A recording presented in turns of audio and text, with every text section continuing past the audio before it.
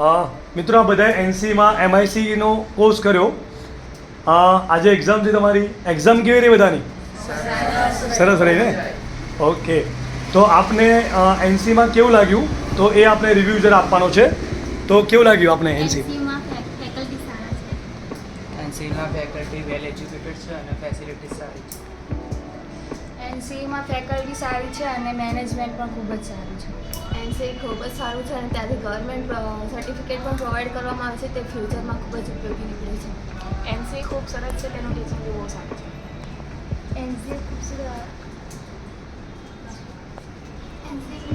છે, ફેકલ્ટી પણ બહુ સારી છે. એનસી ખૂબ સરસ છે.